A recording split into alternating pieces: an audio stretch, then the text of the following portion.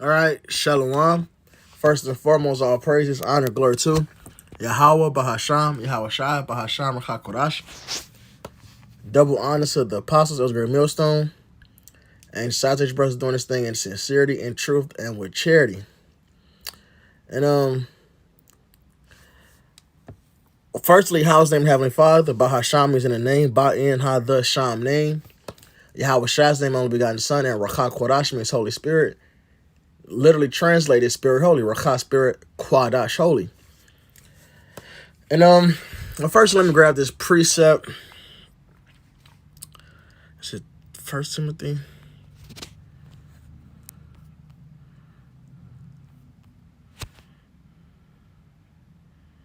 Was it Second Timothy? It's Second Timothy, huh?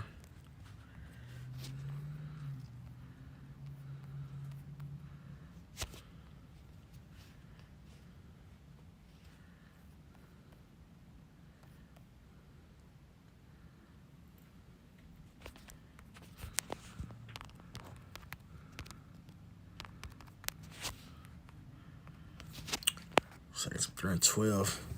This is 2 Timothy 3 and 12. Yeah, and all that will live godly in Mashiach, Yahweh Shai, shall suffer persecution. You know, we avoid that C word. That's an idol. You already know the J word is an idol, but so is that C word, you know. And the word Mashiach, the Hebrew word Mashiach, means anointed, where the word Messiah comes from. All right, so yeah, and all that will live godly in Mashiach, Yahweh Shai, shall suffer persecution. But evil men and seducers shall wax worse and worse, deceiving and being deceived. All right, so, you know, the world hates us, and, we have examples in the scriptures where these men would do anything to come against us to attempt to stop us from building this body of Yahweh Shai. Try to stop us from building this church. Try to stop us from building Israel back up, man. All right, that gets slanderers, liars. All right, and the lesson is coming out, through the Spirit, because I'm gonna tell an account of something that happened with this woman that I was dealing with. So we had gotten into it, and she she called the police or whatever, even though she had a knife in her hand. But anyway, long story, the police came, they questioned both parties, me and her, questioned the kids, and we said both our sides, whatever. And then the white shirt pull up, which is, is a sergeant. He pulls up and they take her. And I made it clear, like, I ain't pressing charges or shit. I ain't call y'all, But they took her. They took her in, right? I made it clear. I told him again, like, I ain't call y'all, I ain't pressing charges, none of that. They took her in. So then fast forward, I find out what's going on. She comes home the next day. And she's telling me about what happened when she got to the station. And when she got there, they called her out, put in a room or whatever, called her out, whatever they did. And the arresting officer, it was a LGBTQ lady, a woman, and she told her, "This ain't about you." And she said, my woman, at that time said she can see, like, somebody else walking in, and they didn't have on a police uniform, but they were over the cops, and the cops were like, showed them reverence, for lack of a better word. Okay, I'm trying to paint the picture here. The way she explained it, I'm trying to get as much details as I can remember. And she asked about who he is, and the lady told her his name is Mister. All right, Mister. So he comes in, he's questioning the woman, and he's basically, it's not about what just happened with her. He's asking her about the brothers. And not asking questions to try to figure out if we actually doing anything. It was to try to coerce her to come against us, man. So he says, "Where are the guns and drugs at? Tell us where the guns and drugs are." And she makes it clear we ain't on that because everybody knows us. We ain't on that. All right. And he's going again and say, well, help me help you to get revenge. So he's telling her plainly to lie. Help me help you to get revenge. You know, as they say, nothing worse than a woman scorned. So Esau will try to use that, man. And she tells him, "No, I ain't trying to get jacked up." And he leans forward and asks her, "What?" Now this, I don't forget this because I visualized it. Leaned forward and said, "What do you mean, jacked up?" And she didn't respond. He leaned back and kind of laughed and said, "I know what you mean." So they understand what's going on here, man. And then, it was more to it. But another big point that I remembered is they wanted to actually even pin it on somebody. They said one of their brothers' government names. They said basically to try to get her to say he's the ringleader of some bullshit drug franchise they want to pin on us, man. Or weapon smuggling, whatever the fuck they going on. So they asked about guns and drugs. They said he's the pimp, he's the ringleader. He's the ringleader. They said this brother's government name. Pops.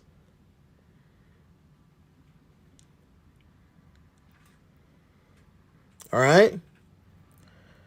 And through the spirit, she didn't go through with it, but he said he left the card for her. And then when she came to the crib, she showed me, the bag they put your belongings in. It's just big letters, Mr. Spelled all the way out. Not M-R, it was spelled out, Mr. All right? Spelled out on the bag, man. And this is nothing new. This is how Esau gets down, man. All right? And not even just Esau, these wicked niggas too, man. Because if I'm not mistaken, I'm pretty sure that was a wicked nigga, man. I didn't even ask her that, but I'm pretty sure that was a wicked nigga. One of Esau's puppets. But they hate this truth. And they're willing to do anything, including build up false cases. All right?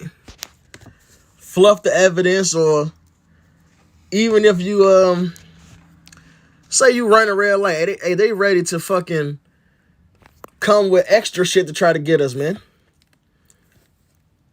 This is Revelation 12 and 10. And I heard a loud voice saying in heaven, now is come salvation and strength and the kingdom of our power and the power of his anointed.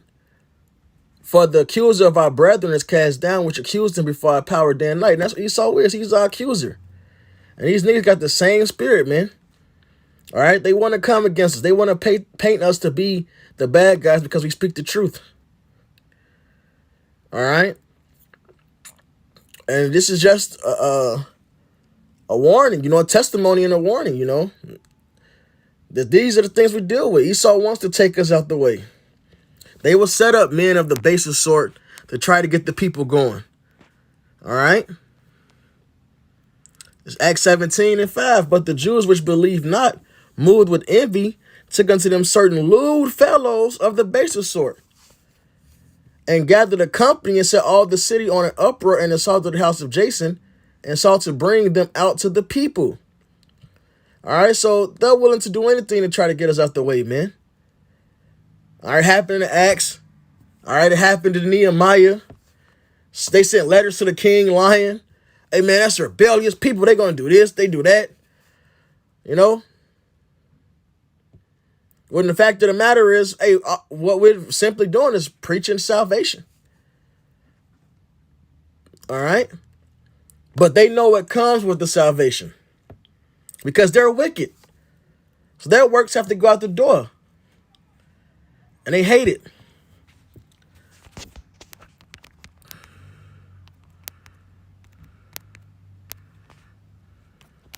This is 1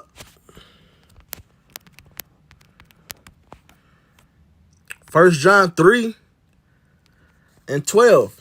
Not as Cain, who was of that wicked one, and slew his brother, and therefore slew he him, because his own works were evil and his brother's righteous. They hate us because we don't want to walk in the same wickedness as them. And they're convicted at that. They hate that light is shining. And they're ready to cane us. They're ready to murder us. They're ready to do anything to hinder us from teaching how about Shem Yahweh Shai. All right? The apostles got beef for teaching the name Yahweh Shai. And that was by wicked niggas, man.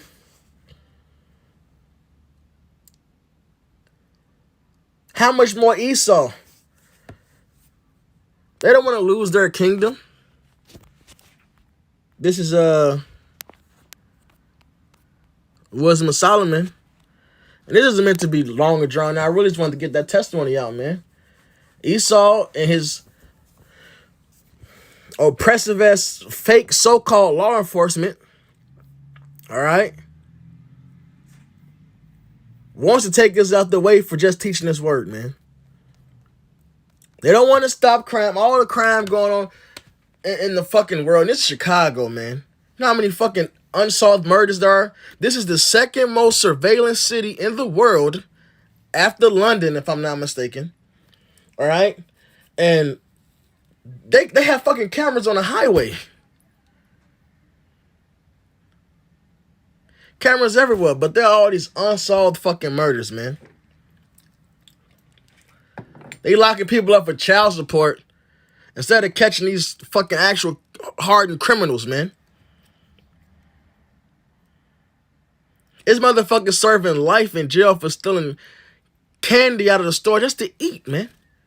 Meanwhile, you got actual pedophiles and murderers, all right, running free out here, man.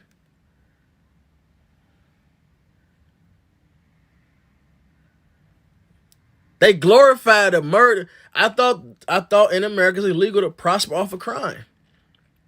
Yet everywhere you look and every song you listen to, they glorify lawlessness. Who is funding and putting this shit on TV? Well, they want to come against us, man. This was Wisdom of Solomon too. And yeah, we're the crazy ones. All we conspiracy nuts. No, man. Stop get your head out your ass, man. Hey, but brethren, hey, look, the Lord got us, man. Yeah, we know Esau was doing these things, but Yahweh Shem Shai got us. He will deliver us from these things. And this is Wisdom of Solomon 2. And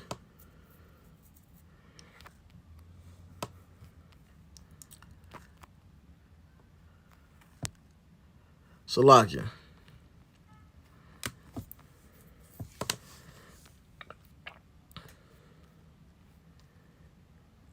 And 10, let us oppress the poor righteous man. Let us not spare the widow, nor reverence the ancient gray hairs of the age. And that's Esau. They don't care if you old or young, man. Man or female. All right, we at the bottom, and they keep their foot on our fucking necks. This is what they say. Let our strength be the law of justice, for that which is feeble is found to be nothing worth. So their laws they make and how they go about justice is not about bringing forth actual justice or righteousness or proper judgment. All right, it's to break down the weak even more. And Isaiah 10:1 is more importantly, it's to take us out of the way.